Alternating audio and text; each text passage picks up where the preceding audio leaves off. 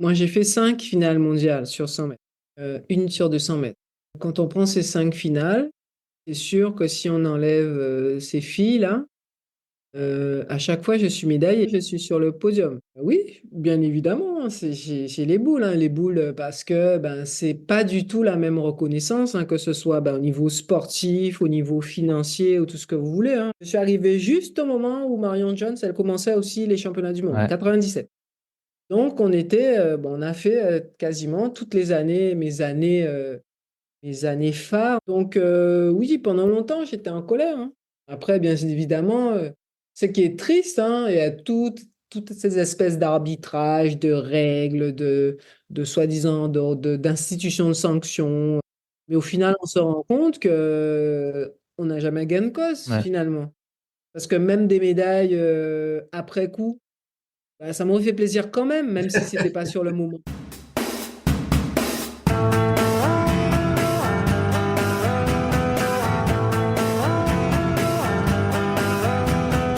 Bonjour à toutes et à tous et bienvenue pour un nouvel épisode du podcast des légendes spéciales Jeux Olympiques. On se retrouve pour le deuxième volet de notre série consacrée à la reine Christine Aron, l'une des plus grandes athlètes françaises de tous les temps. On va parler de son extraordinaire record d'Europe, de ses courses, de ses années phares, de ses médailles volées par le dopage de ses concurrentes. C'est parti. Alors, 97, c'est l'année où tu cartonnes, hein, tu en as un petit peu parlé, donc tu as Jeux méditerranéens où tu fais 2 médailles d'or, tu te qualifies pour les championnats du monde, tu termines quatrième du 100 mètres, mais en fait, pour les vrais fans, tu es deuxième. Et j'ai un peu regardé les sites de l'IAAF et tout ça pour voir si les palmarès ont été updatés. Et c'est un truc qui t'a un peu suivi dans toute ta carrière, c'est les personnes contre lesquelles tu as concouru étaient très souvent dopées et se sont fait choper d'ailleurs. Par exemple, là, si on prend le podium d'Athènes, tu as Marion Jones qui est première, tu as Zana Pintusevich qui est deuxième, et les deux se sont fait choper pour dopage. Et donc, tu termines quatrième. Donc, normalement, tu devrais être médaille d'argent. Tevateda Finesse qui est première, enfin qui est troisième, qui devrait être première. Elle n'a pas été, en tout cas pas à ma connaissance, pas été dopée. Mais c'est un peu une constante dans toute ta carrière. Je pense aussi à Séville 99 où tu termines sixième. Et alors là, pour le coup, c'est incroyable de voir les quatre premières. Marion Jones, Inger Miller qui a été positive à la caféine, Ekaterini Tanou qui a été suspendue, Zana Pintusevich, on en a déjà parlé, qui a été chopée dans l'affaire Balco, et donc Gail Livers qui est cinquième, qui théoriquement devrait être première, et toi sixième, qui devrait être deuxième. Donc ma question est double. Premièrement, est-ce que tu penses que tous les palmarès devraient être réévalués, même si ça va jamais te redonner le plaisir de gagner ces médailles sur le coup, vraiment à l'issue de la course? Et deuxièmement, est-ce que tu es en colère, encore des années après, de t'être fait voler toutes ces médailles? Bah, c'est clair que là, quand on prend. Moi, j'ai fait 5 finales mondiales sur 100 mètres, une sur 200 mètres. Quand on prend ces 5 finales, c'est sûr que si on enlève ces filles-là, à chaque fois, je suis médaillé. Ouais. Bien sûr, Moi, je suis sur le podium. bien sûr. Oui, bien évidemment, hein, j'ai les boules, parce que ben, c'est pas du tout la même reconnaissance, hein, que ce soit ben, au niveau sportif, au niveau financier ou tout ce que vous voulez, hein, parce que pendant des années, enfin toute ma carrière en fait, je suis arrivé juste au moment où Marion Jones, elle commençait aussi les championnats du monde, Ouais. 97. Donc on a fait quasiment toutes les années, mes années phares, on va dire, en même temps qu'elle était là, Ouais. avec toute sa clique d'américaines là, et d'autres d'ailleurs, de d'autres pays. Donc oui, pendant longtemps, j'étais en colère, hein. Après, bien évidemment, ce qui est triste, hein, il y a toutes ces espèces d'arbitrage, de règles, de soi-disant, d'institutions de sanctions. Mm. Mais au final, on se rend compte que on n'a jamais gain de cause, Ouais. finalement. Parce que même des médailles après coup, bah, ça m'aurait fait plaisir quand même si c'était pas sur le moment. Non, mais C'est bien vrai, sûr. ouais, c'est vrai. Ah oui, Bien sûr.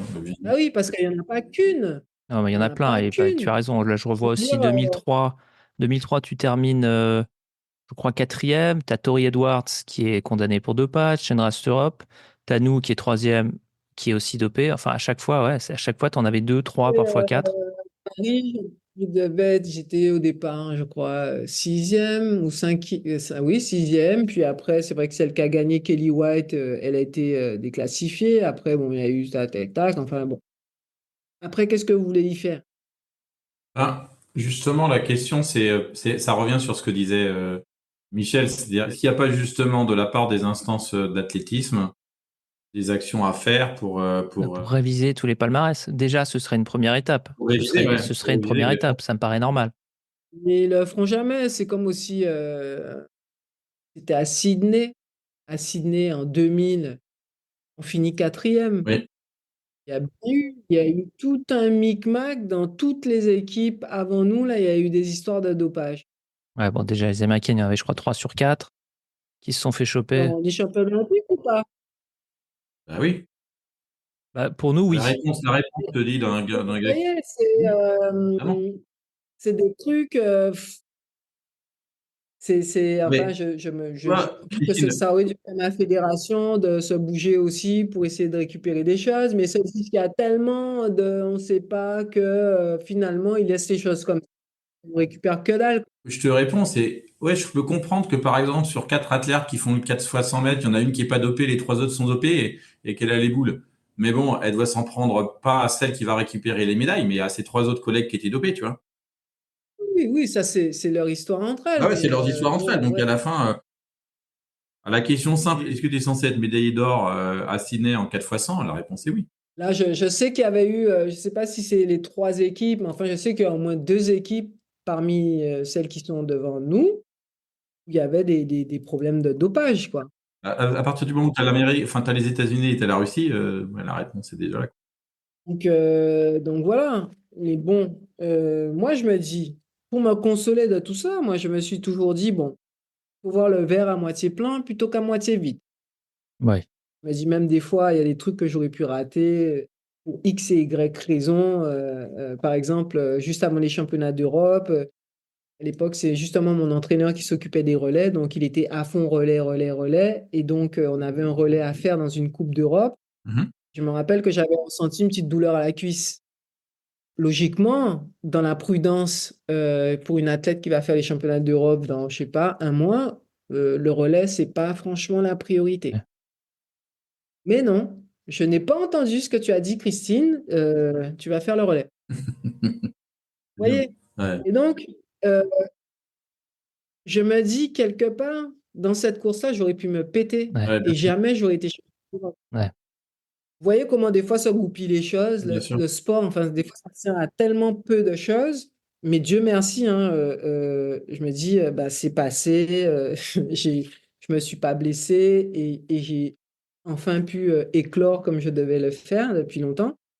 Vous voyez, des fois c'est compliqué, Ouais. hein, quand on n'est pas totalement décisionnaire de certaines choses, qu'on vous pousse à faire des choses que vous n'avez pas trop envie de faire, mais bon, il y a l'équipe, il y a le relais, il y a tel truc.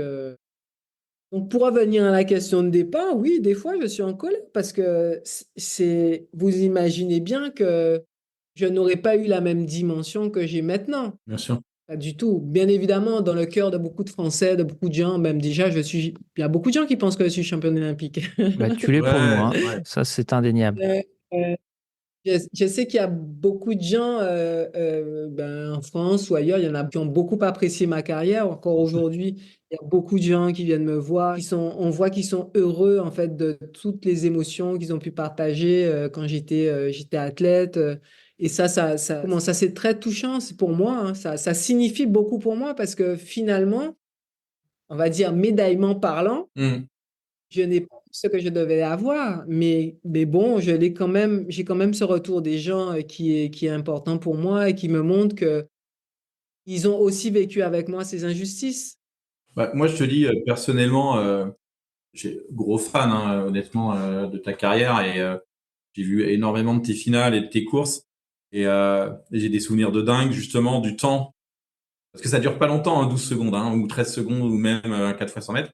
Mais le temps qui s'arrête et visionner tes courses, c'est juste incroyable. Parce qu'il y a énormément d'espoir, quoi. Moi, j'avais... Tu respires pas non plus, ouais. Je sais que tu respires pas pendant la durée de la course. Ouais, Même ne exactement. pas respirer pendant 10 secondes, 11 secondes. Ouais, bon, ça arrive, ça va. À l'époque, j'arrivais, mais Mais c'est vraiment de l'apnée pendant 12 ou 13 secondes. Tu regardes ça en famille, t'attends et t'as des espoirs, honnêtement. Hein. Et Michel, il est comme moi, donc je sais que on est exactement pareil. On est hyper fan des athlètes français.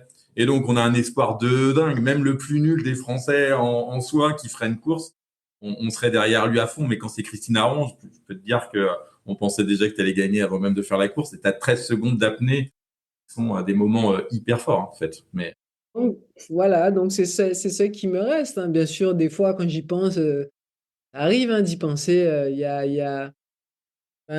a toujours cette petite déception et je ne vais pas dire regret, hein, parce que moi, j'ai aucun regret. Bah, toi, tu pouvais rien faire. C'est ça qui est terrible. ouais, la question, c'est est-ce que tu t'en doutais à ce moment-là?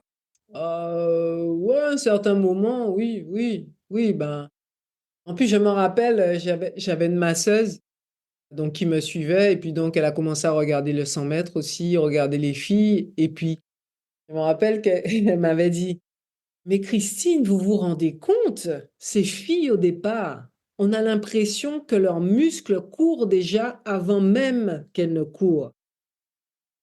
Vous voyez ce que ça veut dire? Je veux dire, on voit une telle masse Ouais, musculaire inutile même pour la course d'ailleurs, ouais, développée, enfin, elle avait elle-même senti ce truc où, bon, ben, voilà, on voit que le corps là, il n'est pas très, très, très clean, ouais. quoi. Ouais.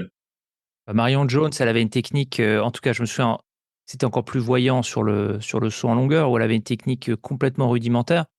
Sur le sprint, peut-être un petit peu moins, mais effectivement, ça se voyait un peu. Enfin, j'imagine qu'il devait y avoir des rumeurs au sein des athlètes. Ça devait discuter ce genre de choses ou. Moi, je sais pas.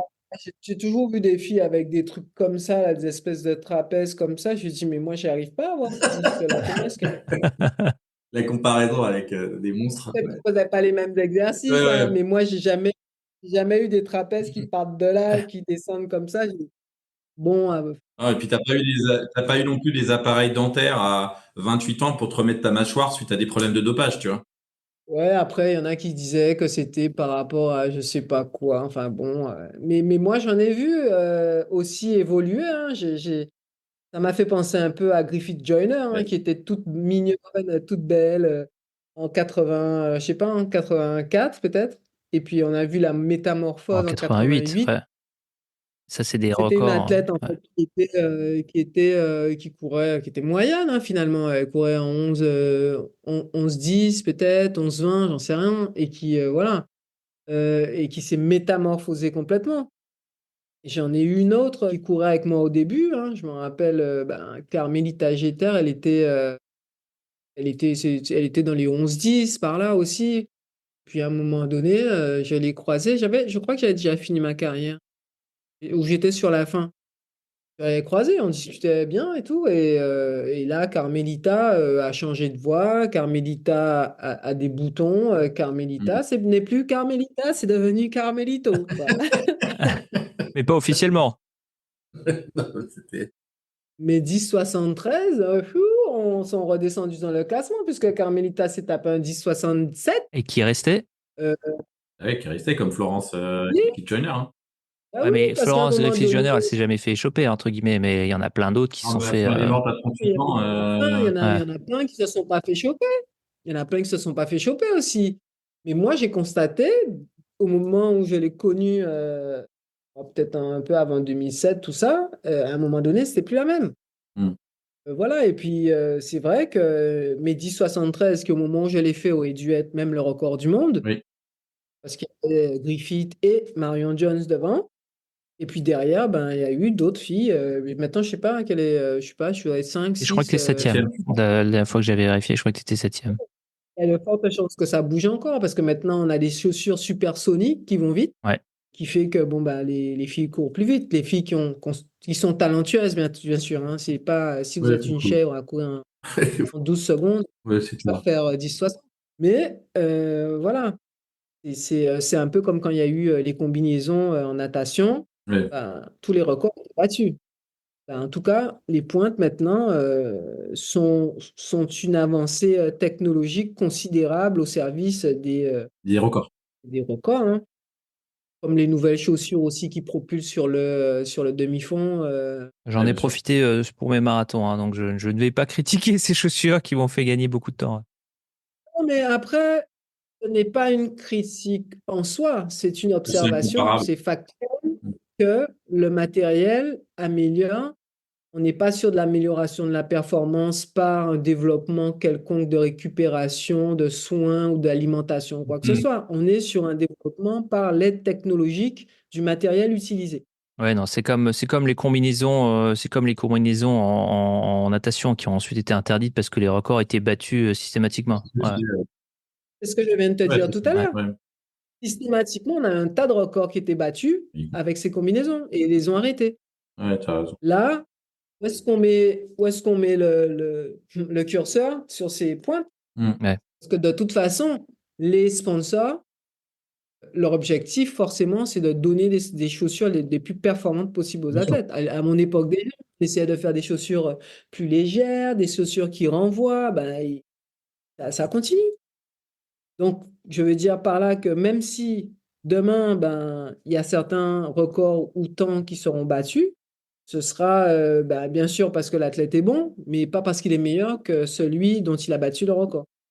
Est-ce que du coup, quand tu vois des courses maintenant, est-ce que tu as un regard un peu cynique sur les performances ou est-ce que tu arrives à donner le bénéfice du doute? Ben, de toute façon, je regarde, il y a des athlètes qu'on ne connaît pas, on regarde enfin, certaines choses, mais je ne peux pas me permettre d'avoir, enfin, de trop douter. On sait qu'il va y avoir des choses qui s'améliorent, il y a les chaussures qui s'améliorent, mais comme aussi je l'ai vécu, je ne vais pas me permettre de Bien sûr. trop douter Mm. sur l'athlète que il faut quand même suivre le parcours de l'athlète, il faut suivre plein de choses, et puis moi, je ne vais pas me permettre de faire en tout cas des remarques de dopage sur un athlète. Je ne vais pas faire Ouais. ça, puisque Au bon, trapèze près. il y en a qui sont venus à côté de moi. Oui, bah oui, ça on peut, mais je préfère ne pas rentrer là-dedans parce que quand c'est pas le cas, je veux dire, pour un athlète qui a travaillé et tout, c'est pas cool, quoi. Moi, je me rappelle, hein, quand je suis sorti des championnats d'Europe, comme j'avais eu une progression assez fulgurante en 97, j'ai couru en 11,03 et que j'ai fait 10,73 l'année d'après. Pour les gens, c'était une progression voilà, extraordinaire. 3 dixièmes en un an. Ils n'ont pas mis les choses à plat en se disant, ben, en 97, quand même, elle a juste fait les championnats du monde sur 100 mètres, mais elle a passé son année à faire du 200 mètres. Donc Mm. forcément, elle n'a aucun travail spécifique sur 100 mètres. Les gens ne vont pas chercher tout ça, ils ne vont pas Non, analyser bien sûr. les choses. Ils vont faire des raccourcis. Oh, elle a gagné 3 dixièmes en une année, c'est impossible. Vous voyez? Ouais. Mm. Il y a tout ça. Mon Mehdi 73, je les ai fait quand même avec plus de 2 mètres devant favorable. Donc aussi ça aide aussi sur la performance. Enfin bref, même si je valais mieux hein, que ces 10,73, c'est sûr. J'ai fait 10,81 en finale avec en coupant avant la ligne. Mm. Bref. Vous voyez donc, et je me rappelle que j'étais au restaurant, il y a un mec, il y a quelqu'un qui vient, un serveur, je sais pas, il me dit, entre nous, vous étiez dopé, hein? Ah ouais, carrément sympa. En France? Oui, en France. Il y a des gens qui, oui, à l'époque, qui ont pensé, qui ont dit que j'étais dopé. Qu'est-ce que vous voulez que j'y fasse? Ouais. Bah, quand on sait qu'on est propre, ça fait toujours de la peine, hein. On se dit, bon, voilà. Mais vous voyez, quand il y a cette espèce de doute de dopage qui se met à planer dès qu'il y a une performance, Ouais, c'est chiant. bon, c'est dur. Non, mais pour revenir à ce que tu disais sur Carmelita Adjeter, à 27 ans, alors qu'elle n'a pas fait grand-chose avant, elle pète des records incroyables. 2 ans après, elle fait plus rien. Donc il y a quand même un nuage de suspicion qui est assez. Et puis pareil, hein, pour ajouter à ce que tu disais, aussi la transformation physique qui est comme assez remarquable. Il y a beaucoup de choses qu'on peut regarder. Et puis même, moi, je le disais très clairement, sans dire que X ou Y était dopé. Moi, ce que je constatais quand même sur l'évolution, par exemple, du sprint, c'est que, enfin, pas depuis 2 ans, hein, depuis quand même quelques années maintenant, on sait que quand on fait une activité physique, voilà, on travaille pendant 3 semaines. Bon, il y a un pic de forme, puis le pic de forme, il peut être maintenu un certain temps, puis après, ça redescend parce qu'il faut se réentraîner pour refaire revenir la forme. Là, on observe que les compétitions, les américaines, elles sont déjà je sais pas moi, maintenant, j'ai vu des championnats, enfin même pas des championnats, des compétitions presque en 10-70 hein, au mois d'avril, Mm. d'accord? Et puis on arrive en septembre, on est en 10-60.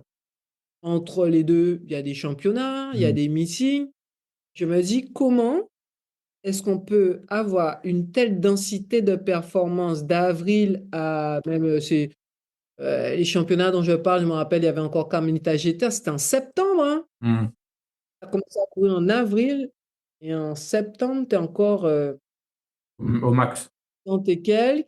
Mais entre-temps, bon, tu as couru, hein, tu as Ouais, c'est pas galopé, comme hein, tu as si fait tu des avais eu meetings en un creux de Europe. performance pendant 6 mois, ouais.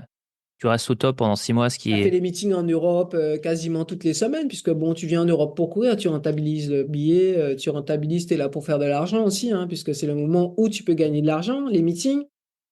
Donc, moi, c'est pas la performance seulement qui peut m'inquiéter. Une performance, c'est une performance. À un moment donné, dans un meeting, tu n'as qu'une course, tu balances, bon, tu fais ton truc.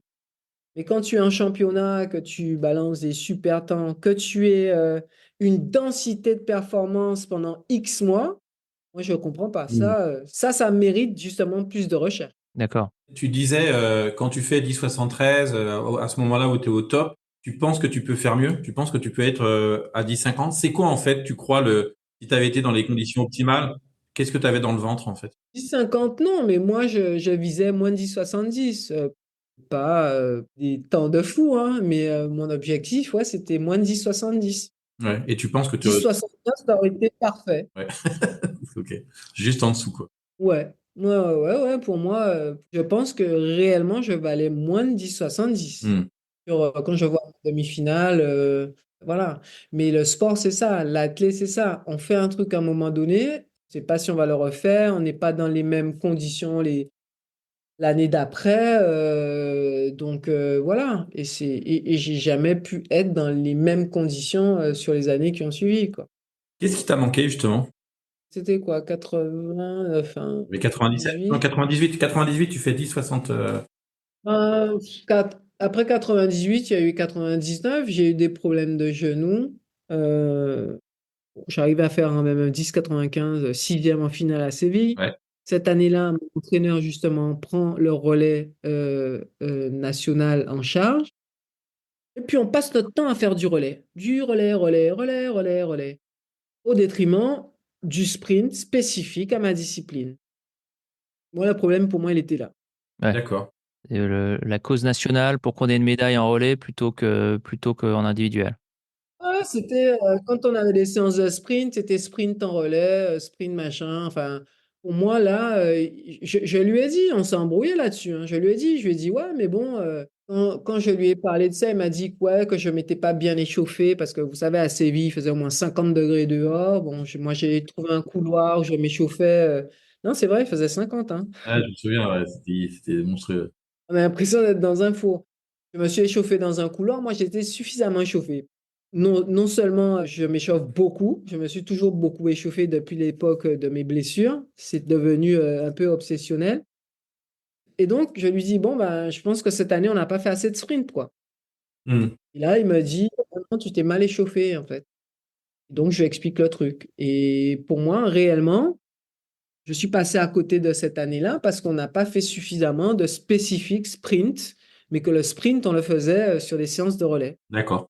Alors, juste nous qui sommes pas des experts, le sprint, tu pars arrêté et le relais, tu pars lancé, hein, à part c'était la première relayeuse, c'est ça? Et donc, quand tu disais que vous travaillez le relais, c'était plus comment aborder les virages, la technique de transmission de bâton? Oui, c'était des séances, voilà, on travaillait les différentes combinaisons, Ouais. quoi. Mm. Quand tu fais des séances de sprint, ben, tu fais du sprint sans t'occuper d'un témoin qui va t'être transmis ou je sais pas quoi, tu vois. C'est des distances, des 150 mètres à fond, des 80, des 120, du sprint court, du sprint lancé, des côtes en sprint, enfin tout, quoi.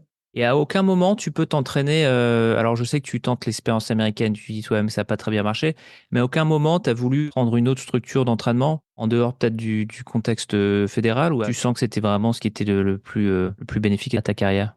À l'époque, pour moi, c'était le meilleur, quoi. Ouais, Moi, cet entraîneur-là, c'était le meilleur, donc j'étais prête à subir ce qu'il fallait pour être la meilleure. d'accord. C'est tout. Bien évidemment, si j'avais eu en tête d'autres choix, je l'aurais fait. Ouais, j'étais jeune, hein, donc après, les choses ont évolué. J'ai eu connaissance d'autres entraîneurs. D'ailleurs, ça a été le cas, hein. Moi, après mon expérience, après les Jeux de Sydney, il y a eu un ras-le-bol de la façon dont les athlètes étaient traités à l'entraînement. Je me suis dit, c'est bon, quoi. Moi, j'ai plus envie d'entendre ça, d'écouter ça, de voir ça. J'arrête là, quoi. Donc, c'est pour ça que je suis parti après aux États-Unis. Parce que moi, la façon, le traitement des athlètes, pour moi, n'était plus possible à voir, à entendre, à supporter, quoi. Donc, je suis parti. Mais ça faisait 7 ans que j'étais là-dedans. Ouais. Bon, après, il y a eu toutes les années où, voilà, c'était difficile, et puis c'était moins difficile une fois que j'étais passé à un autre niveau. Ouais. Mais il y a eu quand même cette forme d'injustice que moi j'ai toujours ressentie qui prenait une autre dimension. Ouais. Et tu dis que ça a pas vraiment matché quand tu es parti aux États-Unis. C'était quoi? C'était plutôt culturel? C'était les charges de travail qui convenaient peut-être pas à ton type d'entraînement? Ou c'était quoi exactement? Ouais, les charges de travail. Ben, on s'entraînait en fait, c'était 2 séances par jour. Le matin, il y avait une musculation. On avait peut-être une petite demi-heure. On sortait de la musculation, on allait sur le stade. On attendait une petite demi-heure et puis on faisait la séance de course. Et c'était comme ça tous les jours, sauf le mercredi. Enfin, le mercredi, je crois qu'on s'entraînait pas l'après-midi. Et puis on avait le week-end. Ah, on a un week-end tout entier. Mais le week-end n'était même pas suffisant à pouvoir récupérer en fait ce qu'on avait fait toute la semaine. Et puis le lundi, c'était le Black Monday. Tu étais tellement préoccupé de l'entraînement que tu allais faire le lundi que bon, tu étais déjà stressé d'avance. Tellement cette séance était dure. Ah ouais. C'est horrible. Horrible. Et donc non, non. Je me suis dit, mais c'est pas possible. Comment ils font? Dis-moi, non. Mon corps, pourtant, voilà, je travaille beaucoup, mais là, je me suis dit, non, non, c'est à l'eau claire, c'est pas possible, hein, pour moi. Au bout de 6 mois, je me suis retrouvée, ouais, détruite physiquement, en fait. J'avais mal là, j'avais mal là. Enfin, j'étais cassé, cassé, cassé. Est-ce que tu as Revenu en découvert France, des nouveaux muscles que tu n'avais pas, dont tu pas connaissance? ma tension était à 7. Ah ouais. Il fallait que j'arrête tout, en fait. Comme je dis, je sais pas comment ils font, mais moi, je ne pouvais pas. Mon corps, pourtant, j'ai quand même une bonne capacité, hein, de bonne résistance. Mais là, c'était trop pour moi. Je me suis dit, mais comment ils font? Donc voilà, je suis parti, en fait. Parce que bon, en plus, après, il y a eu le 11 septembre, tout le bordel. Enfin, Donc c'est John Smith, hein, qui était l'entraîneur de Maurice Green. Est-ce que c'est à la même époque que Marie-Jo Pérec s'entraîne aussi avec lui ou c'est un petit peu après? non, elle était déjà partie, parce que moi, j'arrive en 2001, juste après Sydney. Vous vous rappelez, hein, il y Bien a eu sûr. tout un cirque à Sydney avec Marie-Jo. Donc, Ouais. Marie-Jo, elle était déjà partie. Quand je suis arrivé avec Jacques Piacenta, elle venait de partir. Mm. Quand je suis arrivé avec John Smith, Elle venait de elle partir. était déjà partie.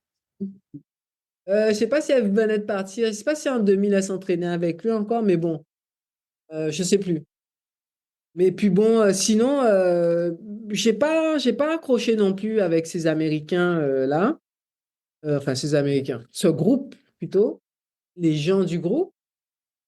Je veux dire, il y avait un moment donné où on était très. Il faut que je vous laisse, hein, bientôt parce que là, ça fait 2 heures. Oui. Qu'est-ce que j'allais dire? Les En Américains, fait, le j'ai groupe pas, Tu disais américain. le groupe des Américains, je ça marchait savais pas pas. trop comment ils fonctionnaient, quoi. Enfin, je veux dire, on a eu l'occasion de faire des soirées ensemble, on va manger, on discute, ça se passe bien, quoi. Et puis le lendemain, c'est comme si on se connaît plus. Mm. Ah oui, ça c'est les États-Unis. Ouais. Pas choqué, quoi. C'est les États-Unis et moi qui habitais ici depuis plus de 20 ans, c'est ça quoi. T'as l'impression que ça y est, la glace est rompue et voilà, ça reste cordial, mais voilà, c'est difficile de creuser un peu plus quoi. Alors qu'en France, tu passes un bon dîner, après voilà, l'évolution, voilà, les gens se rapprochent un peu, tu te confies un peu plus. Et aux États-Unis, il y a un peu une barrière. Non, mais même sans être, enfin, sans qu'on soit potes, quoi. Bon, on a passé un bon moment ensemble, on peut toujours se parler, rigoler sans, je veux dire, dire, bon, on poursuit la relation, on se Mm. voit tous les jours, enfin, on se voit le week-end ou quoi que ce soit. C'est juste, on arrive à l'entraînement, on a l'impression que ces gens-là vous disent à peine bonjour, quoi. Parce, je sais pas. Ouais. Moi, ça m'avait choqué. D'accord. Je ne demandais pas à ce qu'on soit potes. Ouais. Moi, je ne cherchais pas des potes non plus, hein. Mais je me dis, bon, bonjour, ça va? T'as passé un bon week-end? Smile, tu vois, cool, Ouais. quoi. Et là, j'ai dit, mais ils font genre, ils te connaissent même pas. C'est qui, toi? Hein? Je reconnais parfaitement les différences culturelles. Moi, ça m'avait choqué, enfin, bref. Ouais, ça m'avait vraiment choqué. Et puis après, ce sont des gens qui, un autre jour, ils peuvent être super, comment, extravertis. Ah, et, J'ai le même problème et avec Michel, Christine, donc je vois très bien ce que tu veux dire. Complètement acclimaté à New York, complètement cyclotémique. Donc tu peux passer une bonne soirée avec lui, le lendemain il t'appelle jamais. Et après, ah, t'es ton meilleur pote. C'est vraiment Michel, c'est vraiment incroyable. Tu me décris Michel là, non, mais Christine. bon, c'est juste que, bon, oui, si on revoit une personne avec qui on a passé une bonne soirée, enfin, un sourire, Jamais, jamais avec Michel. une attitude agréable, sans pour autant qu'on soit potes, moi, c'est pas là le problème, hein. Mais ça fait comme une espèce de glaçon, de mur glacial, effectivement, qu'on retrouve après chez ces gens-là. Et moi, ça m'a choqué. Pendant cette période, les années 2000, quand tu es une athlète quand même, c'est qui tes copains ou tes potes dans l'athlétisme? Il y en a eu, hein. Enfin, il y avait une fille avec qui je m'entraînais, là, sprinteuse, qui devait être meilleure dans 2 ans, là. Oui, c'était ma pote, mais bon, après, c'était plus du tout ma pote, quoi. C'était, Ah. bon, je vais pas raconter mon histoire avec cette fille-là, mais Et pourquoi pas? non, non, c'est pas utile, hein, D'accord. mais même si je pouvais être copine avec des filles, j'ai toujours eu du mal en fait à me lier d'amitié, d'une vraie, vraie amitié avec bah, les filles avec qui je m'entraînais ou je courais ou tout ça, quoi. Même le 4 fois 100 mètres féminin, France? Oh ben là, c'est encore pire. Ah bon? Enfin, je veux dire, C'est quand- Ouais, le 4 fois 100 mètres, déjà, bon, on s'entraînait pas forcément ensemble ouais, et c'était des concurrentes en fait. ouais, d'accord.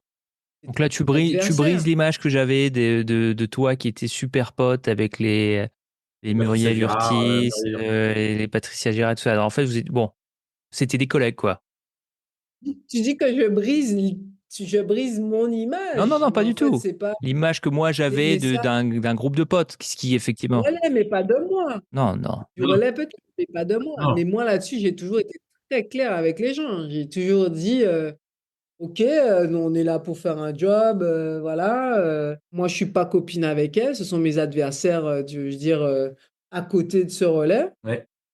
On est là pour un objectif commun. On travaille ensemble. Moi, je suis très Ouais, professionnelle. t'étais On pro, travaille quoi. ensemble. Collègue de travail pro, quoi. On se parle. Bon, non, mais il y en a avec qui je rigolais, hein.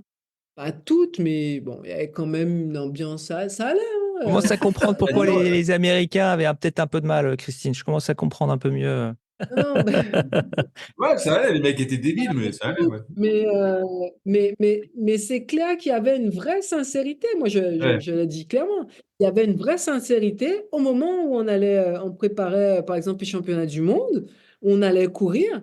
Il y avait une vraie sincérité, une vraie vrai. synergie entre nous. Ouais, Là, c'est pas des blagues, quoi. ouais, C'est ça aussi être pro, c'est être capable en fait de se retrouver, d'avoir une cohésion à un moment donné pour un objectif commun.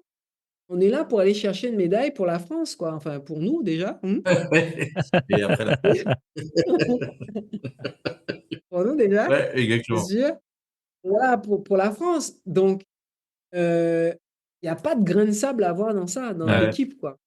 Mais alors, c'est Et c'est marrant là parce qu'il faut que être. je te rappelle que tu as démarré l'athlétisme pour être avec tes copines, mais tu as eu zéro copine dans l'athlétisme. Oui, mais ce n'étaient pas les mêmes copines, hein. Ouais, Mes copines en Guadeloupe, qui sont mes vraies amies, qui ouais. sont encore mes amies de Guadeloupe. Après, ici, c'est plus compliqué d'avoir de vrais amis. J'en ai, mais bon, c'est pas, ça court pas les rues, quoi. Je veux dire, Littéralement, ouais. c'est très, très compliqué d'avoir vraiment des amis. Oui, on arrive à un certain niveau. Vous vous rendez compte, oui, qu'il y a des gens qui sont là pour ce que vous représentez, pas pour ce que vous êtes. Oh, ok. Et ça, c'est compliqué. Hmm. Même encore, je vois maintenant la façon dont les gens peuvent me parler, tout ça, ils voient toujours la championne, forcément. Mais après, bon, moi j'aime ressentir les gens qui voient autre chose que la championne.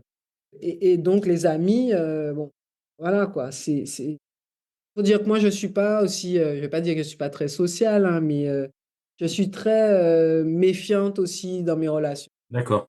avec les gens. Et ça date pas de. T'as pas grandi comme ça. C'est plus par rapport, j'imagine, à ta carrière, le fait que tu as été utilisé par les entraîneurs, Expériences ce genre de aussi. trucs comme ça. Aussi par mes expériences Ouais. aussi de personnes aussi que j'ai aidées, des gens que j'ai fréquentés aussi dans l'athlétisme qui m'ont beaucoup déçu, quoi. Donc pour moi, c'est des relations d'amitié, ce sont des relations qui se construisent sur le long terme. Finalement, après, dans ma vie, j'ai pas le temps, en fait. J'ai pas le temps de créer des relations d'amitié pour être déçu. Je veux dire, j'ai autre chose à faire. Mmh. Ouais. Je dis pas que la porte est fermée, mais je veux dire, si je sens quelque chose, j'irai vers cette chose. Ouais. Mais c'est à cette personne. Mais je ne suis pas en train de chercher des amis, quoi. C'est pas.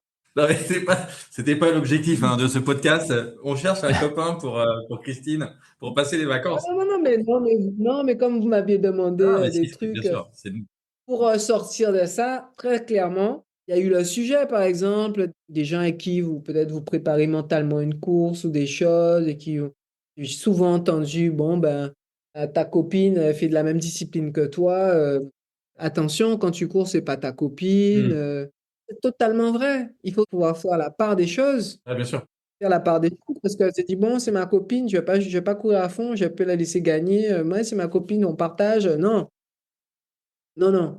Moi, je veux même pas. C'est peut-être aussi parce que je ne voulais pas aussi rentrer là-dedans, d'être dans le Mmh. sentimentalisme, quoi que ce soit. Moi, je suis là pour courir, je suis pas là pour, On va avoir Faire des des potes. amis, ouais. enfin, je veux dire, faire des cadeaux à ma copine ou quoi que ce soit, quoi. Moi, je suis là, c'est pour courir et gagner. C'est aussi pour ça que là-dessus, j'ai jamais voulu trop rentrer là-dedans. Mmh. D'accord. Mais même dans l'athlétisme mondial, hein, j'ai croisé des filles que je connaissais déjà depuis les Carifta Games. On s'est croisé beaucoup sur les meetings après. Une fille que j'aime beaucoup, c'était Debbie Ferguson, Ouais.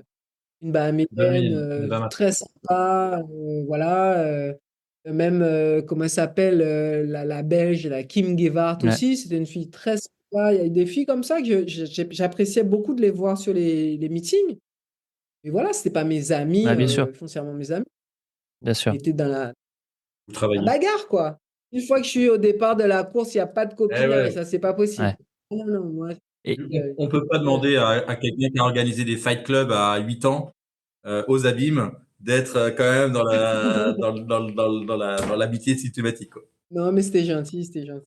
alors, je sais qu'on a pris beaucoup de ton temps, Christine, donc on va vraiment terminer maintenant avec des questions très rapides. Ah non, mais ça, c'est du jamais vu quand même, hein. 2 heures et demie, Et c'est là, parce que j'ai c'est jamais fait. c'est parce Et que parce parce qu'on qu'on t'adore. t'adore, On Christina. t'adore. C'est parce qu'on Bien. t'adore et que voilà, on veut vraiment découvrir la personnalité derrière Athlète. l'athlète exceptionnel. Alors moi j'ai quelques petites questions rapides. Les questions, on appelle ça les questions mitraillettes. Première question, qu'est-ce que tu visualises avant une grande course? Est-ce que tu visualises quelqu'un? Est-ce que tu visualises toi avec une médaille? Quelle était ta façon de te mettre dans la course avant de courir en moins de 11 secondes? Généralement, c'était surtout des visualisations de mon départ. Mon départ, du lancement de la course. Ça a toujours été le plus compliqué de toute façon et c'est marrant hein, parce que c'est toujours ce à quoi j'ai pensé. D'abord, la visualisation du départ. Après, je sais que derrière, ça suivait toujours, quoi. C'est juste ce moment du départ, ne pas me redresser trop tôt, enfin, de partir en même temps que les autres. C'était souvent ça mes visualisations. Après, bon, oui, peut-être qu'il y a eu des visualisations de médailles, de podiums. Ça, c'était plus la fois, enfin, les fois peut-être où j'ai été conseiller ensuite. Au départ, c'était souvent ça, c'est le départ. D'accord. La plus belle victoire, ton souvenir le plus marquant quand tu repenses à ta carrière? Non, mais il y a Budapest, bien évidemment. C'était mon premier titre. Après tant d'années de galère, enfin, voilà. Et là, Christine Ouais, qui s'est enfin dévoilée. Il y avait donné un petit bout, un petit hors d'œuvre en 97. Mais il y a eu aussi 2005. Bon, il y avait plusieurs phases. 2005, je parle d'un point de vue individuel, hein, puisque c'est les 3 fois où j'ai des médailles individuelles. 2005 vient après 2004 où j'avais complètement loupé les Jeux Olympiques. Et derrière, Ouais, j'étais vraiment au fond du trou, là, en 2004. Et derrière, ben, il y a ces deux médailles Helsinki 100 sur mètres, 100 et 200 200 mètres. mètres. Ouais. Et doublé, et mon unique doublé de ma carrière sur 100 et 200 mètres, où je réussis enfin à avoir deux médailles de bronze, certes. Ils sont sûrement requalifiables en meilleure médaille si on gratte un peu. Oh non, là, c'est parce que j'ai vu le Helsinki. J'arrive en championnat, mais quand même un peu fatigué. À chaque fois, avant le championnat, on faisait l'avant-veille, enfin la veille même, on faisait des départs, tout ça. La veille, je suis réveillé pour aller faire un contrôle antidopage à 8 heures du mat, alors que moi, j'aime dormir quoi, le matin. Donc, de la fatigue, quoi. Donc, je commence ce championnat où je dois enchaîner 100, 200, 4 fois 100.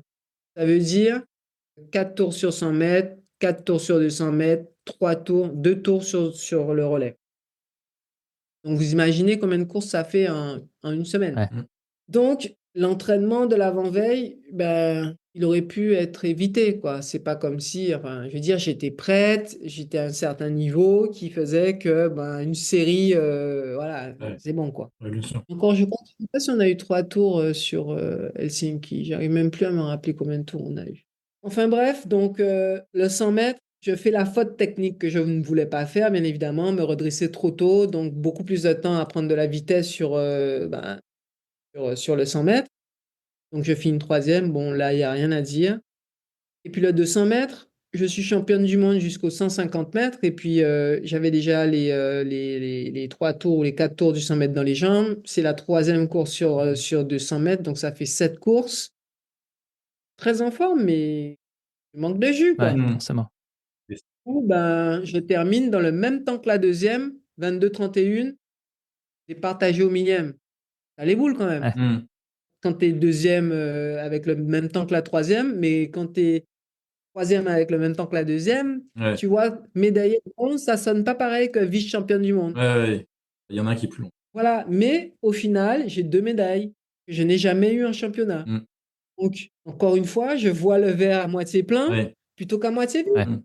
C'est sûr que j'aurais pu être vice-championne du monde sur 200 mètres et c'est sûr que j'aurais pu être championne du monde aussi sur 100 60. mètres. Mais voilà, c'est le sport. Donc voilà, c'est quand même un de mes plus beaux souvenirs, puisque, et derrière, avec le recul, je me rends compte que si je m'étais reposé, c'était pas la même chose, parce que derrière, en ayant pris quelques jours de repos, derrière, il y avait la Golden League, Hmm. hein, où j'ai perdu le $1 parce que j'ai perdu cette course-là, juste après les championnats. Combien t'as perdu? $1 million.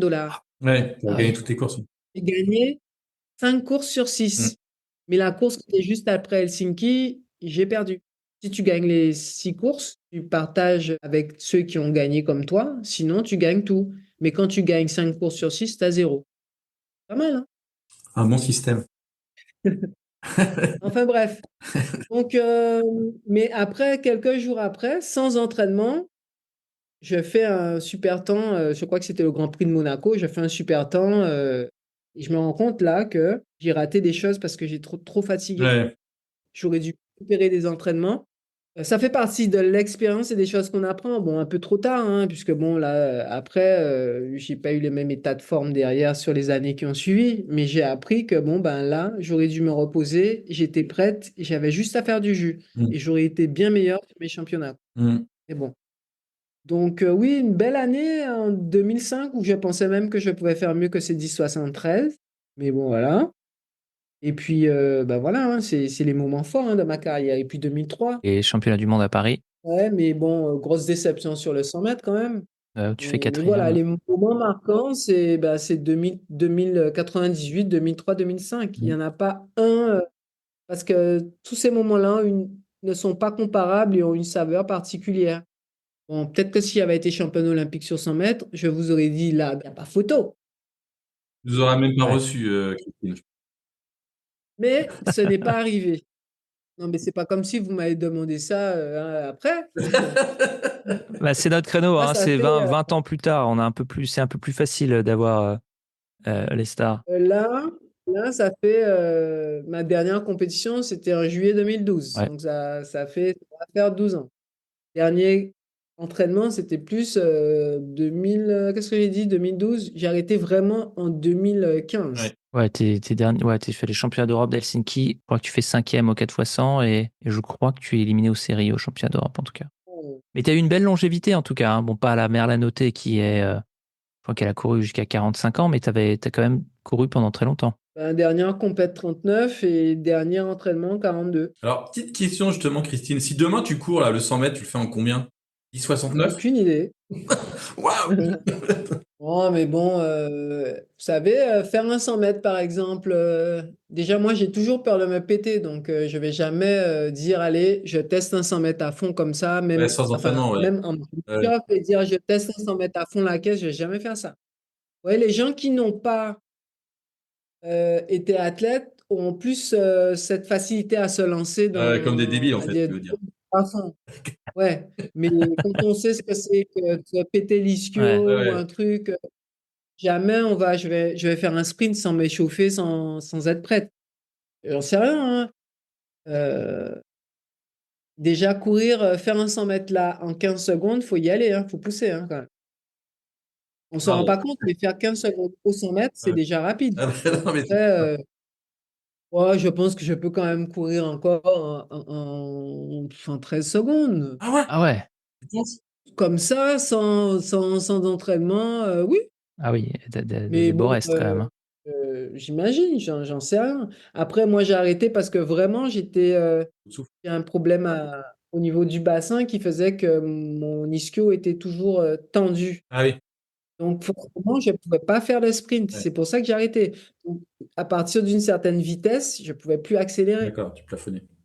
Et tu te serais vu faire d'autres sports comme pas mal. Par exemple, Jalabert, il s'est reconverti dans les Ironman ou dans ce genre de trucs. Toi, tu te verrais faire du fond, je sais pas, des marathons, des... T'as pas entendu ce que tu as dit Ah, au je sais début? que Non, mais il t'aimais pas le n'écoute pas. demi-fond.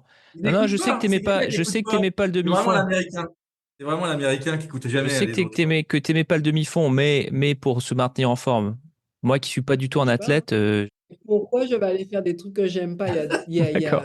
Il y a plusieurs chemins pour arriver à C'est Rome, en clair. fait. Non, mais vraiment, ouais, ouais, question vraiment d'américain. Il y a plusieurs chemins pour arriver à Rome. Moi, si je veux faire de l'endurance, bon, moi, j'ai un elliptique chez moi, un vélo. Même quand je vais courir l'été, c'est entre 15 et 30 minutes maximum. Je D'accord. vois pas l'intérêt de faire. Ah, mais Michel, il faut vraiment que tu comprennes que les trois sports de Christine sont un, le sprint, deux, le karaté, trois, le fight club. Si t'es pas dans ces trois critères, c'est pas, elle va pas le faire. Tu mets un octogone. Oh, non, non, mais je veux dire, je préfère faire des diagonales, des lignes droites, 20 fois, 30 fois si tu veux, mais courir pendant 1 heure comme ça, là, aucun Ah là là. intérêt, quoi. Le, C'est le, complètement le dédain, ennuyeux. le dédain Ça, sur ton ça visage sert quand à tu rien parles en du, plus. du demi-fond, c'est incroyable. Ça sert à rien en plus. Euh, si tu fais un footing d'1 heure sur le même rythme, ça va peut-être te faire du bien. Mais niveau cardio, ça sert pas à grand-chose. Ce qui est intéressant, c'est d'avoir des Oui, des variations au niveau de intervalles, ton cœur etc. pour que tu puisses réagir, tu vois, de l'intervalle training, comme on dit. Mais courir 1 heure pépère comme ça, bon, ben, si tu regardes le paysage, c'est que ça te fait du bien, bon, tant mieux. Mais moi, enfin, personnellement, moi, si je fais un truc, il faut que ça m'apporte quelque chose, que ce soit dynamique, péchu. Mais quand je faisais du 400 mètres, puis j'avais envie de ronfler, quoi, quand même, quand tu fais ces courses. Et, D'accord. et Christine, donc là, Je crois que c'est clair. tu penses faire 13 secondes à peu près au 100 mètres. Notre ami, là, celui qui est un peu dans le bon point, qui s'est cassé la jambe, il peut faire combien au 100 mètres?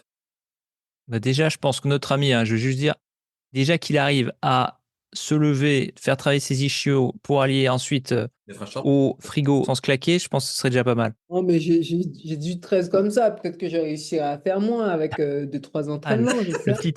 petit orgueil qui revient. Mais normalement, 15 secondes, il faut s'employer quand même. Il faut Oui. s'employer. Donc notre ami, il peut faire combien, tu penses? Notre ami, il peut faire combien à... Le gros, le gros. Ça dépend de plein de choses. On peut pas dire ça comme ça. J'ai pas vu la personne. Euh, je crois, je crois ne pas l'avoir vue. Ça dépend de son poids, de son activité physique. Est-ce que c'est quelqu'un quand même qui fait régulièrement des trucs? Voilà, ça dépend de plein de choses. Je pense 30 secondes. Je pense 30 secondes, ce serait réaliste pour qu'il fasse le 100 mètres. C'est-à-dire que 20 secondes au 100 mètres, c'est un footing lent. 22 secondes, c'est très lent. Très lent, ça Donc 30 fait secondes, 82 au 400 mètres. 30 secondes, tu marches, hein. Si tu fais 30 secondes au 100 mètres, tu cours pas là. Non, mais ça fait quand même. Ouais, ça fait 8 minutes, ça fait 8 minutes au mile quand même. Ce qui est pas. Enfin, c'est.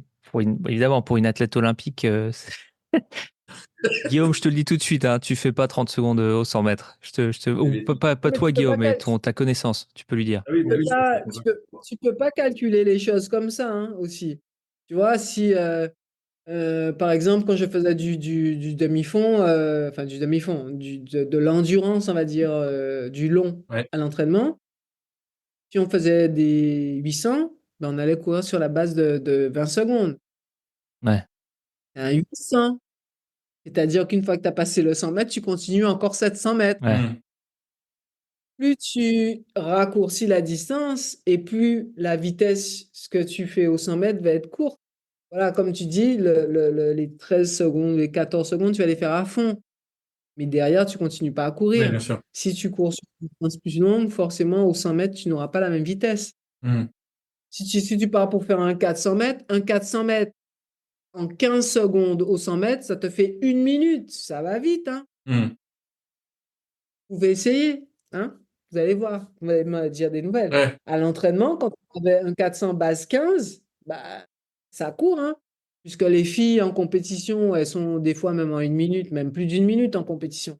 Quand tu arrives à faire moins d'1 minute au 400 mètres, ça commence à parler, quoi. Enfin, moi mon record, c'est dans les 53 et quelques. Ouais, c'est déjà une vitesse. Ouais. Tenir 15 secondes sur 400 mètres, Ah non, mais on était plutôt sur pas les records du monde, hein, je crois. Non, c'est clair, Christine. Merci pour lui, hein, je 2 heures, hein. Alors, on va conclure. Et encore, il y a bien des choses à dire, hein. Ah oui, c'est pour ça. Ouais, alors c'est quoi pour toi une interview qui réussit? Bah, c'est pas Je celle-là. sais pas, ça dépend. Ça, c'est réussi aussi par rapport à vos propres critères sur Non, mais tes critères à toi, que j'aborde. par rapport à ta personnalité, qu'est-ce que tu aimes est-ce que c'est quand tu as réussi à parler de tes exploits? Est-ce que c'est quand tu as réussi à montrer quelle est ta personnalité? C'est quoi pour toi une interview réussie? Mes exploits, de toute façon, bon, les gens les connaissent. Après, non, mais c'est Ouais, vrai.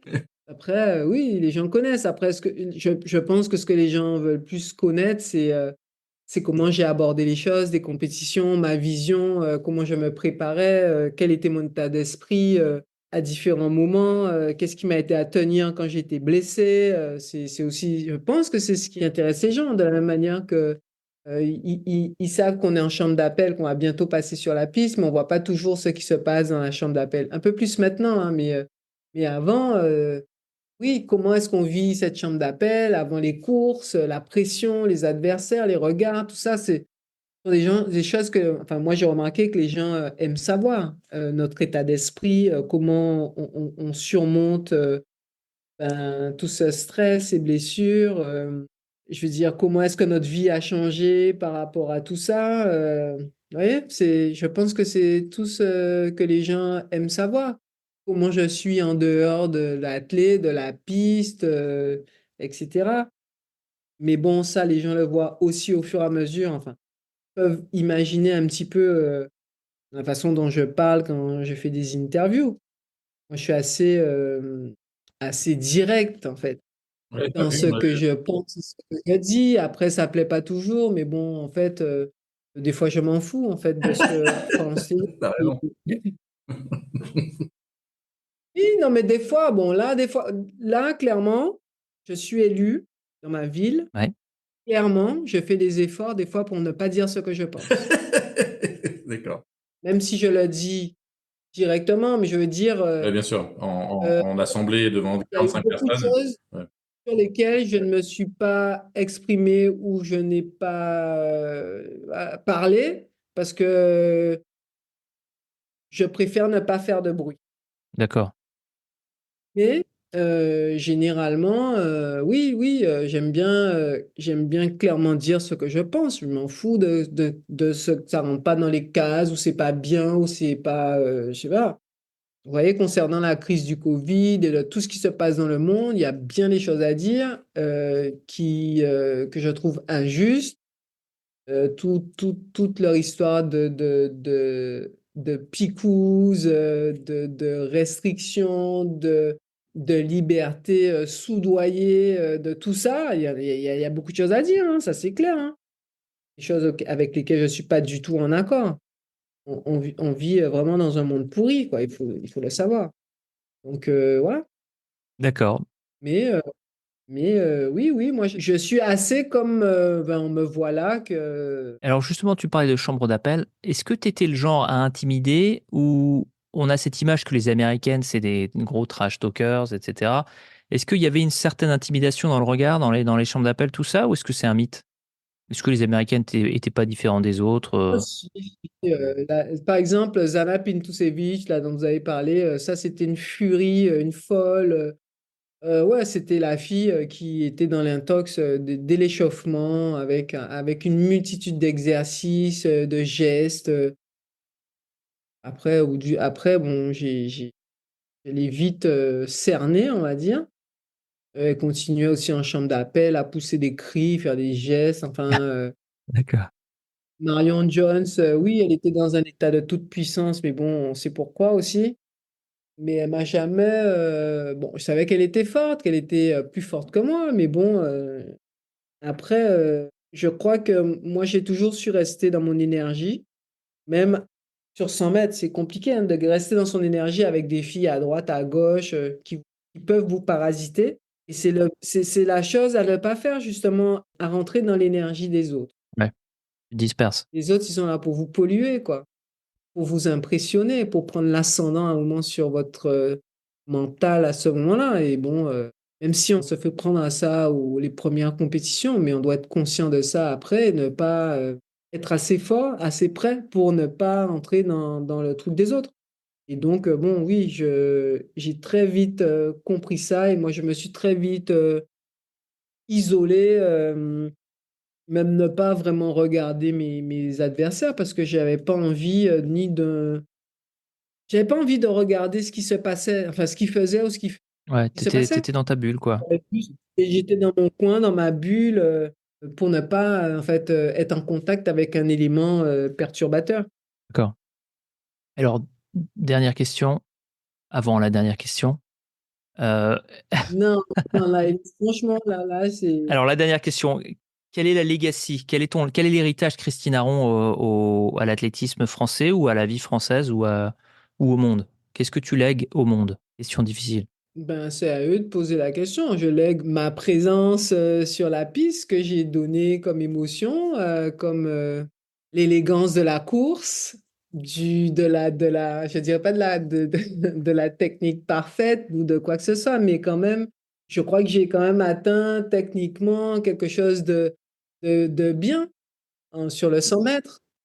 Finalement, mon histoire ou ce que j'ai pas gagné, c'est aussi quelque chose qui touche les gens. Oui, et puis surtout une athlète je n'étais pas une athlète flash, mais une athlète qui a duré aussi dans le temps, Ouais, et qui a construit une carrière. Non, c'est pas pour me lancer des fleurs, mais j'ai quand même fait les choses intelligemment. Je veux dire que ma carrière, j'ai su évoluer avec ma carrière, c'est-à-dire que j'ai su au fur et à mesure aussi vieillir avec le temps, physiologiquement parlant, je veux dire. J'ai toujours essayé de mettre des choses en place au cours de ma carrière pour mieux manger, mieux récupérer, évoluer aussi dans l'entraînement au fur et à mesure du temps. Voilà, j'ai quand même eu un enfant durant ma carrière, j'ai su gérer ce retour. J'ai brillamment réussi ce retour aussi même. c'est pas mal, Je ouais. crois que les gens ont cette image de moi plutôt d'une athlète simple, sympathique, souriante. relativement agréable, même si certains disaient de moi que je suis une diva, mais pour moi, c'est péjoratif même, même si on peut le voir autrement. Mais t'es obligé d'être une diva quand t'évolues, je veux dire de manière positive, hein, quand t'évolues dans des sphères pareilles. Tu es obligé. Si t'étais personne lambda, c'est impossible de survivre à haut niveau, j'imagine. Non, mais diva, après, enfin, dans le sens où que je suis peut-être inatteignable. Oui, on m'a beaucoup fait aussi des remarques, peut-être par rapport à ma démarche qui est peut-être un peu altière et qui, les gens que j'ai pu connaître après, par la suite, m'ont dit, ah, mais ah, ça fait plaisir parce qu'en fait, on ne pensait pas que vous étiez accessible. Ouais. Je dis, ben, ma démarche est telle qu'elle est, mais en fait, j'ai toujours été accessible. Après, les gens, ils se font des films dans leur tête, mais j'ai toujours été accessible. Enfin, je veux dire, mais pour certaines personnes, je renvoyais une image qui faisait que je n'étais pas accessible. Donc, ils ont été agréablement surpris par la suite. Mais c'est ce que tu disais en début de podcast, que toi, tu changeais pas, mais le regard autour de toi changeait. Oui, oui, forcément, oui. Entre guillemets, bon voilà, il y a des gens, les gens qui me connaissent, ils me connaissent, ils savent que je suis moi, je suis simple, quoi. Enfin, mais il y a d'autres gens, en fait, qui sont, on sent, de toute façon, je la sens toujours dans le comportement des gens, qui sont peut-être pas tout à fait eux-mêmes parce qu'ils pensent qu'ils doivent être différents parce que je suis Christina Rond, quoi. Mais c'est un peu le comportement qu'ont les gens d'une manière générale envers entre guillemets, des stars qui voient et qui pensent différents d'eux-mêmes, quoi. Ouais. Vous voyez? Et enfin, tu vois, c'est comme ça, mais bon, après, je pense qu'on peut pas plaire à tout le monde et je ne plais pas à tout le monde, mais dans tous les retours que j'ai eus, enfin, pendant ma carrière et même beaucoup, beaucoup après, majoritairement des retours positifs, quoi, des gens. Je crois que les gens m'aiment bien. On confirme. On En tout confirme. cas, moi, je connais quelqu'un dont tu es le naturopathe.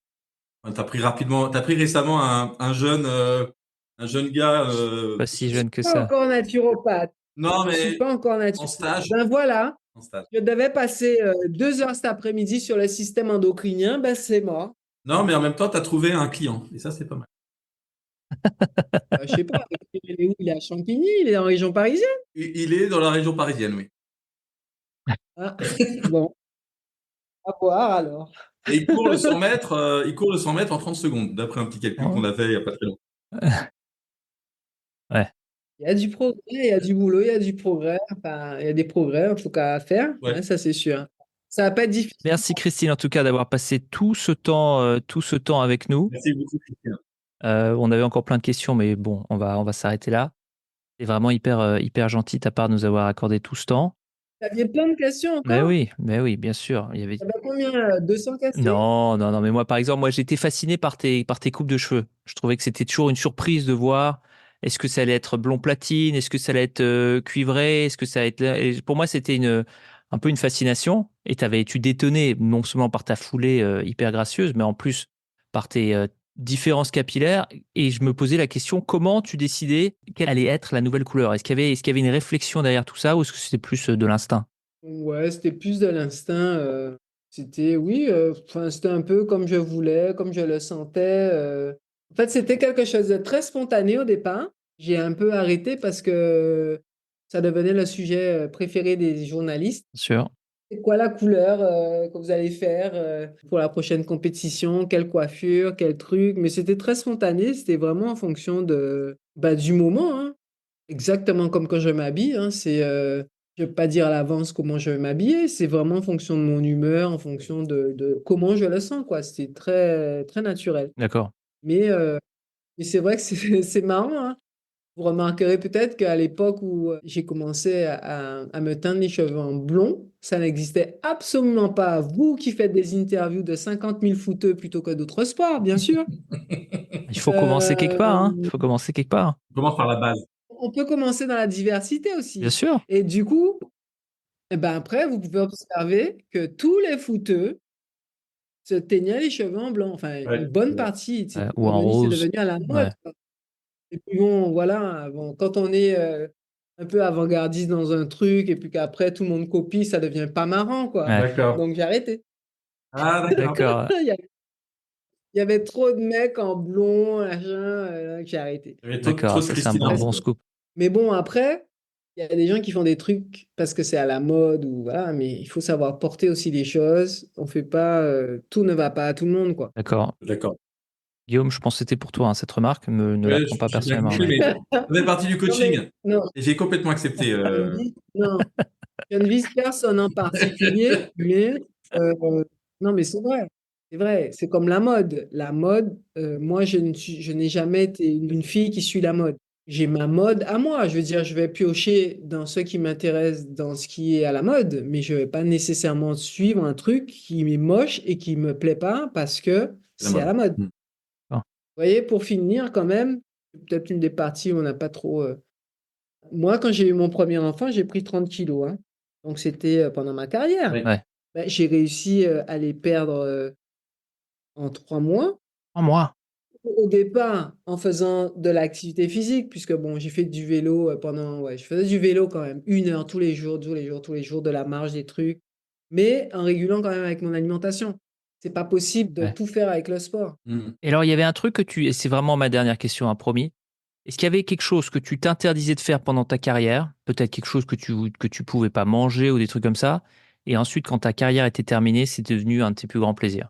Non, Non? D'accord. parce que je ne me suis rien interdit pendant ma carrière. Après, c'était juste comme maintenant en fait. J'ai pas beaucoup changé mon alimentation. Je m'autorise beaucoup plus de choses, on va dire, plus régulièrement, mais j'ai pas beaucoup changé mon alimentation, hein. Je faisais ça avec l'objectif, enfin, je mangeais d'une certaine façon avec l'objectif d'être performante. Là, je mange pour ma santé. Quand j'étais athlète, je faisais de l'activité pour être performante. Là, je continue une activité physique pour être en bonne santé. Donc, Mm. mon objectif final, c'est d'être en bonne santé. D'accord. Fallait que je trouve un truc quand même pour continuer à faire du sport et bien manger. D'accord. Dans la vie, il faut toujours se fixer des objectifs. Quand on n'a pas d'objectif, ben, il y a moins de, comment on peut dire ça, il n'y a pas de feuille de route, quoi. Ouais. Et quand tu n'as pas de feuille de route, Il y a moins d'exécution. On est moins capable de faire quelque chose si on n'a pas une feuille de route. C'est-à-dire qu'en fait, le plan et oui, l'ambition. oui, oui, quand il n'y a pas de feuille de route, on a moins dans sa tête, Bien en sûr. fait, de rappel à l'ordre. Mm. Si tu n'as pas l'habitude de bien manger, ben, tu vas manger n'importe quoi, tu vas boire n'importe quoi, à n'importe quel moment, ben, tu es dans un truc totalement ouvert, sans restriction, Ouais. sans règles, sans discipline. Ouais. Je veux dire, il peut y avoir, moi j'ai comme entre guillemets des bases, et après, ben, il y a des entorses à tout ça. Mm. Je veux dire, je sais que bon, je dois faire, me dit, un minimum de petites séances par semaine. Bon, si je peux faire plus, je fais plus, mais bon, il faut que je fasse minimum 2. C'est sûr que si je fais pas ou je fais rien, ben, je serais dans un peu personnellement, hein, dans une culpabilité. D'accord. Après, c'est comme là, tu sais que tu dois manger tes légumes plusieurs fois par jour, nanana, mais bon, là, tu as fait un dîner ou tu es sorti, tu étais chez tes amis, il n'y a pas les choses que tu as l'habitude de manger. C'est pas grave en fait. Je veux dire, tu sais que dans ta base de nourriture, tu as des choses qui sont là régulièrement. Si tu entorses, tu fais des entorses de temps en temps, rien de grave. Mais il faut quand même avoir une base. Mm. Alors que moi, Qui te alors permet mon ami, c'est un peu l'inverse. C'est-à-dire qu'il a une bonne base où il n'y a que des entorses, et de temps en temps, il mange un légume. Mais c'est vraiment une entorse à son régime qui est vraiment basé sur le n'importe quoi. Et je pense que c'est une ouais, erreur. bon, là, ouais, donc, bah oui, vu comme ça, c'est compliqué. Il a besoin de la C'est nature pour aussi. ça que bon, moi, quand je me fais plaisir, je me fais plaisir avec plaisir parce que je sais que ben c'est pas grave. Ouais. Il faut aussi, bon, après, je suis quand même une épicurienne, quoi, donc je n'imagine pas ne pas me faire plaisir. C'est sûr. Donc voilà, D'accord. j'ai gardé quand même de bonnes bases. Même si je fais en activité physique, je fais peut-être je sais pas, même pas 30% de ce que je faisais avant, mais je fais suffisamment pour rester en forme, quoi. Ouais. Et pareil sur l'alimentation, ça Ok. reste très, très correct. Bon, j'ai pas pris 10 kilos, même j'ai perdu plus du poids que j'ai pris 10-15 kilos comme certains athlètes Oui, l'ont on peut fait te le dire, hein, pourtant. parmi toutes les personnes qu'on a interviewées, tu es de très très loin la plus fit. Vraiment, c'est. En tout cas, des femmes et des athlètes qu'on a interrogés, tu es la plus fit. Non, mais vous m'avez dit au début de l'interview que je suis la première femme. Donc, mensonge. Non, Un, c'est vrai, mais c'est vrai deux, que sur deux. vous m'avez fait que des footballeurs. Ouais, Ouais. exact. Bon, les footballeurs, bon. Voilà.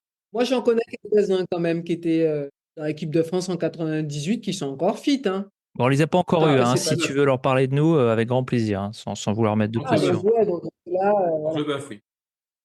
Non, c'est vrai que la génération 98, la moitié est encore bien fit, ouais, c'est vrai.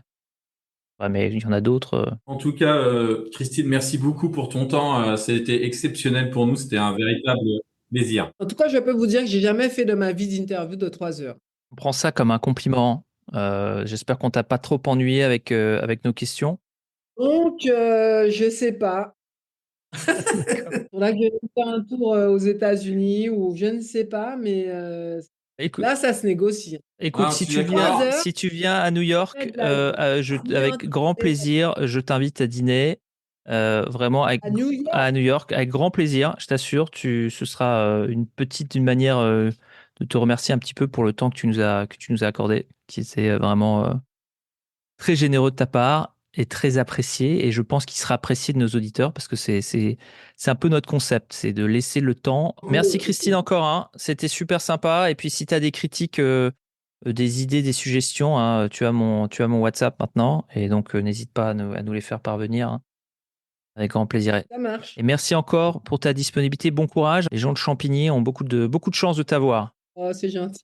Merci beaucoup, Merci. Christine, en tout cas. Très bonne journée. Au revoir. Au revoir.